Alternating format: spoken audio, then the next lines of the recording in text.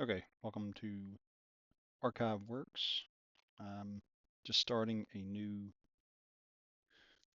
website slash account so that I can assist people in figuring out how to use Fusion 360. I'm sure there's plenty of them out there, plenty of videos that explain how to use this. Most of them that I found were difficult to follow, so I'm going to try to keep it as basic as possible.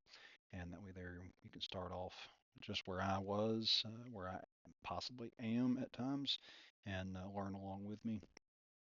So to start off with Fusion 360, this is a non-commercial use version, free to anybody. But the primary reason I got this was so that I could 3D print items, replicate things, replace things, items that I've got around the house that have issues all the time that break or are of low quality, have aged too much, replacement parts for things that I've lost, just whatever I need something for.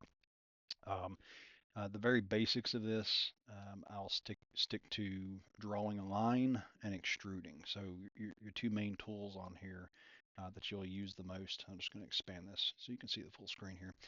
Is going to be your sketch plane. So you got three different dimensions there for your sketch planes, and then you've got your extrusion. So before you can extrude, you have to draw something. So we're just going to draw something simple for now, and gradually get more complex as time goes on.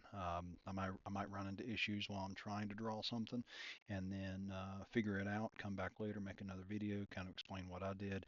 I may not have the easiest methods. They may seem more complicated, and there may be easier methods. I'm just showing you what works best for me. So if I choose a drawing plane, this is where I'm going to start. I actually have something opened already that I have drawn, but we're just going to draw on a new section here, and I'll kind of explain as I go. So the very basics, you've got a line, and you can drop down this menu here, and you got several different options, but we're going to start with a line. So one thing that I do have turned on is the snap. So you can see where it kind of just snaps to the center there. Same thing with a lot of different parts that you're going to be building. You just want it to snap to it. It makes it a lot easier. Now you can draw the line in any direction that you want. You can hold down Control and it won't snap as much and as easily. It won't drag as much either.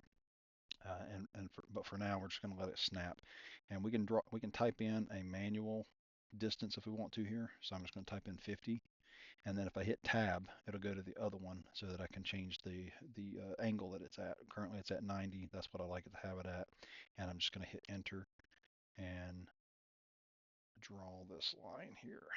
There we go, 50. All right, so that's the simple line tool. You can do the same thing, and you can draw, and you see where it snaps around with that square there. You can draw over here the same way. We're going to make this one 50 as well. Enter, and that one's at a different angle than the other one. Alternatively, you can use a 2-point rectangle, which we'll use now, but I was going to draw all four corners, excuse me. And you can see where it kind of snaps. See that square pops up there, and there's a square. I'm going to hit Control Z and undo this real quick. And that way there I can draw the rest of the lines like I was talking about. Up to 50, we're just going to type that in, enter, and then one more line, snaps to this one, enter, and there we have a square. Now that's the very basics, but you can get more complex obviously, but for now we're just drawing a square, and we're just going to finish that sketch. All right, so now that we've drawn a square, we can go ahead and extrude it. So we're going to use the extrusion tool here, and you can manually drag it in either direction, and you can see it changes from positive to negative. So that's one thing you'll have to learn, is which direction you actually need it in. Whether it's one way or the other is going to make a difference between it being positive or negative. And we're just going to do 50 on that one as well. And we have a square. So I originally started off with Inventor Pro, and I do like Fusion 360 probably a little bit better now, because you can always rotate from over here by selecting this box up here, and that makes it a little bit easier to see everything.